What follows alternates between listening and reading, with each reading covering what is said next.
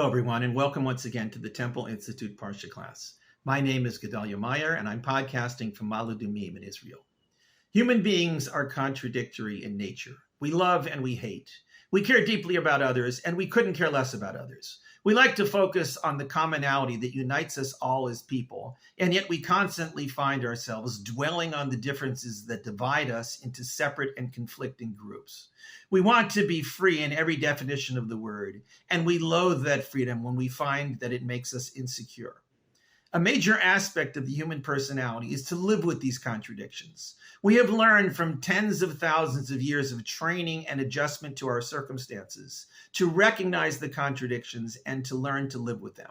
We are not robots with one-track minds who can do the same task endlessly without any regard for feelings. We thrive on feelings, even if they pull us in opposite directions with regularity. This is who we are. Take, for instance, the innate human need to want to try out new things, to experience something never experienced before, to broaden one's horizons. This is about as human as it gets, at least by today's standards. We all share this desire to some degree, and we admire it when somebody else actually takes matters into their own hands and dives headlong into some new adventure. Yet we all possess an equally innate reluctance to any change. We always have to battle a fear of anything that disturbs our equilibrium, even if it means missing out on some chance to experience something really new and tempting. We frequently find ourselves unwilling to take the plunge.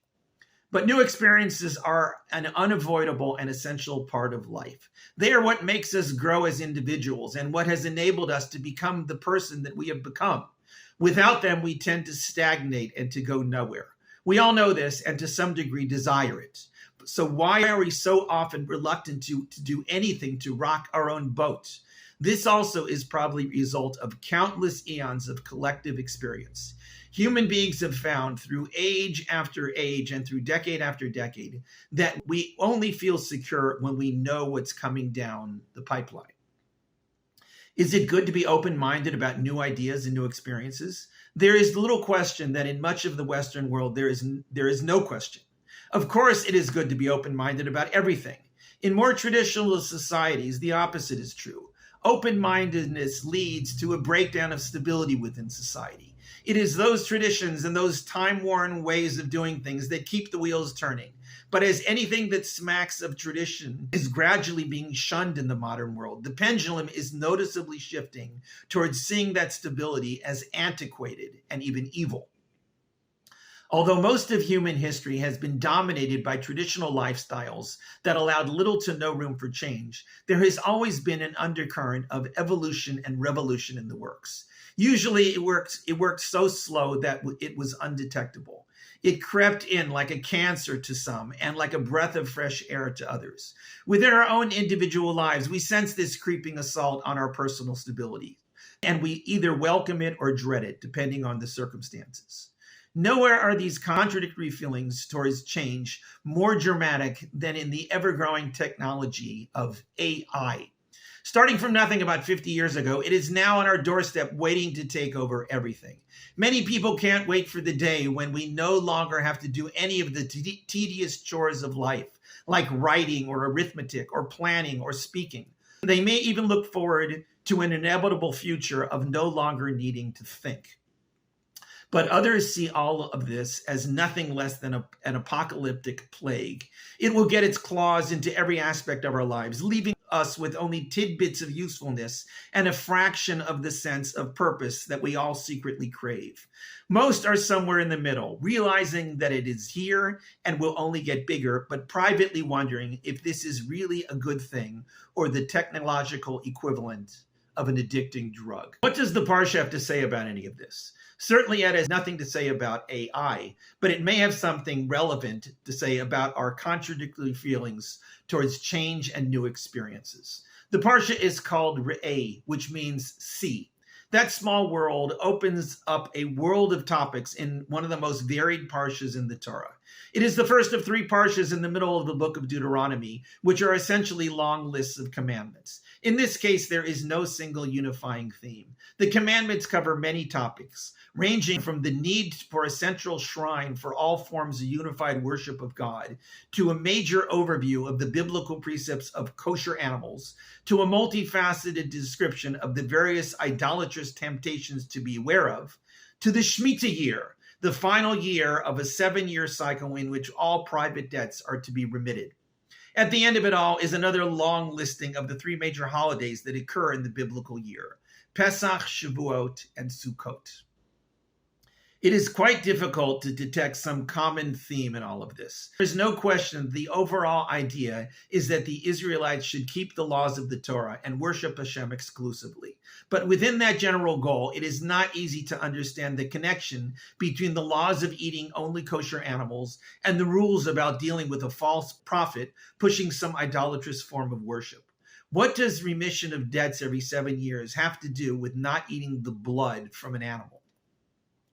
There may not be any clear connection between all of these laws. The commandments described in this week's parsha and in the coming two parshas did provide a framework for the stability of the Israelite society as it was in biblical times. It was by having a very detailed list of which animals could be eaten and how to slaughter them or to prepare them as food that the Israelites and then the Jews were able to remain a somewhat unified and identifiable people for so long.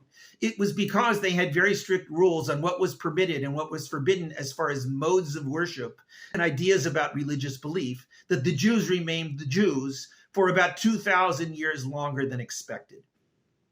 It is these laws and the stability and predictability that they created that facilitated the miracle of Jewish survival, a largely inexplicable phenomenon otherwise. It is quite amazing that even today in the modern state of Israel and elsewhere, one finds that many Jews still keep to the biblical laws of kashrut, to the recognition of the Shemitah year, and to the annual observance of the Jewish holidays. They understand that without all of this, their entire way of life would collapse, and they would have nothing to hold them together as communities and individuals. Some may call this a crutch, but sometimes crutches are needed to keep going. The name of the Parsha, Re'eh, introduces a verse that is quite thought-provoking. The verse states, quote, "See that I have placed before you today a blessing and a curse. The blessing is when you listen to the commandments of HaShem your God, which I am commanding you today. And the curse is if you do not listen to the commandments of HaShem your God, and you swerve from the path that I am commanding you today, to go after other gods which you have not known."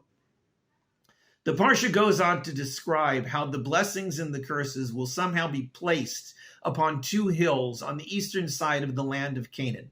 This, it turns out, would be a ceremony that the Israelites would do shortly after crossing the Jordan River and entering the land. They would publicly declare these blessings and these curses as a warning and a promise for the two paths which their destiny could take them. But for our purposes, none of that really matters. What is important from this parsha is that Moshe declared to everyone that they must see that before them lay two possible paths, blessing and curse, and that it was in their hands to choose which one they would encounter.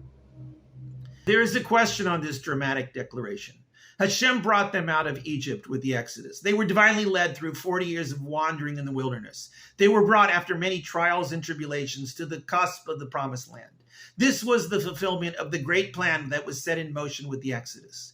It went through many ups and downs, such as the crossing of the sea, the giving of the 10 Commandments, the false worship of the golden calf, and the rebellion of the spies. In the end, the Israelites made it through all of that, and were now about to embark on the next stage of the Great Mission. Why was this message at this moment of crescendo that they should see before them blessing and curse? Why bring them all of this way to inform that one of their two possible destinies was cursed? Why not simply encourage them with a vision of blessing? Who needs the possibility of curse? The answer to this question is obvious. This is the way things are. There is always a blessing and a curse in every choice that we make. We may not know which we are choosing when we make that choice, but we are choosing one or the other. This is reality. There is always the possibility of curse.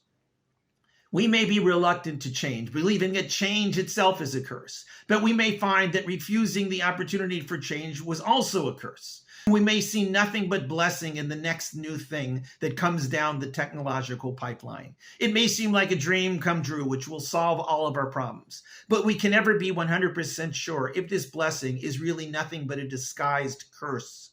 This is the roll of the dice we gamble on when we allow something like AI to take over our lives. Once we let that genie out of its bottle, there is no putting it back. It can be a wonderful blessing if we use it correctly, but it could be a horrible curse if we don't. There's a reason we are both enthusiastic about change and reluctant to face it. We can never be absolutely sure if the path we are choosing is one of blessing or one of curse.